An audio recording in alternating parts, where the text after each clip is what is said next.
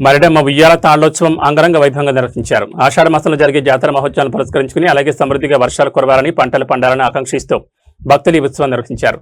దారి పొడవున మహిళలు తాటి చెట్లకు పసుపు కుంకుమలద్ది నీళ్లు పోస్తూ హారతలు పట్టారు.